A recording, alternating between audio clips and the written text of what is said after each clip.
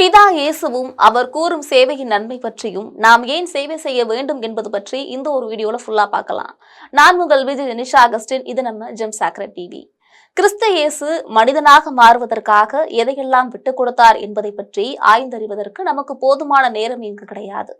ஆனால் இயேசுவின் வசனங்களிலிருந்து எந்த ஒரு வாதமும் இன்றி நாம் முடிவு செய்து விடலாம்.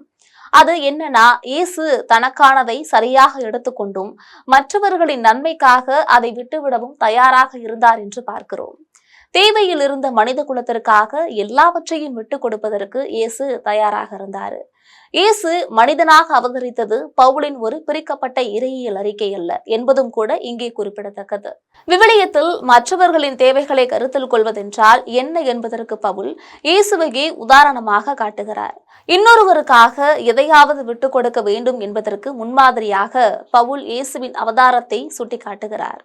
தேவன் மனிதனாக மாறுவதையும் அவருடைய சேவை வாழ்க்கையையும் நாம் பார்க்கும்போது மற்றவர்களுக்கு சேவை செய்வது எப்படிப்பட்டது என்பதை பற்றிய தெளிவு நமக்கு இங்கு கிடைக்கிறது.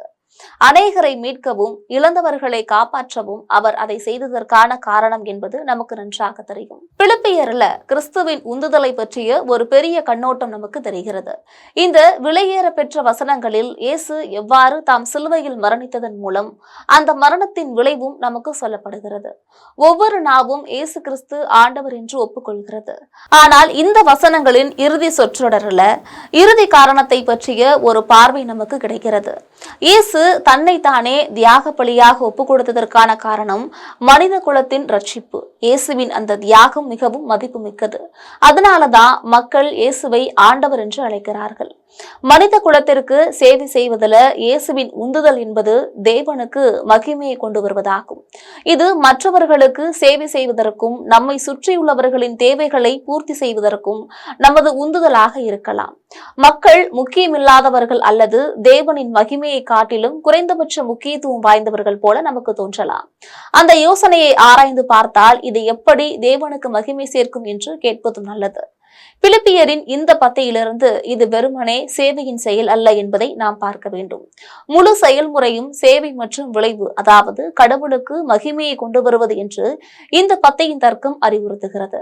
நிச்சயமாக சேவையின் செயல்களால தேவன் மகிமைப்படுத்தப்படுகிறார். அன்பின் செயலில் மற்றவர்களின் தேவைகளை பூர்த்தி செய்யும் போது நாம் செயல்படுகிறோம். நிச்சயமாக நம்முடைய சேவையின் செயல்களால் தேவன் மகிமைப்படுத்தப்படுகிறார். இந்நிலையில மற்றவர்களின் தேவைகளை நாம் பூர்த்தி செய்யும் போது அவர்களும் செழித்து நம்முடைய படைப்பாளரும் இரட்சகருமான தேவனின் வடிவமைப்புகள் மற்றும் விருப்பங்களின்படி வாழ அது தேவனை மகிமைப்படுத்துகிறது. நாம் வாழ வேண்டும் என்று தேவன் எண்ணிய விதத்தில் நாம் வாழும் போதும் பிறர் அதை செய்ய உதவும் போதுதான் தேவன் மகிமைப்படுத்தப்படுகிறார். நம்மையும் பிறரையும் படைத்தவரின் ஆக்கப்பூர்வமான நோக்கங்களை மதித்து நீதியின் தேவனின் நோக்கத்தில் நாம் வாழும் போது கடவுளின் திட்டம் சிறந்தது மற்றும் நமக்கான அவரது ஆசைகள் நம் நன்மைக்கே என்று பறைசாற்றுவோமாக. நம்முடைய உறவுகளில் செயல்பட வேண்டிய விதத்தில் நாமும் செயல்படும் போது அந்த உறவுகள் தேவனுக்கு பெரும் மகிமையை கொண்டு வருகின்றன. எனவே பிரியமானவர்களே, நாமும் இந்த தேவ கதையில் வருவதைப் போல பின்பற்றுவோமாக. ஆமேன்.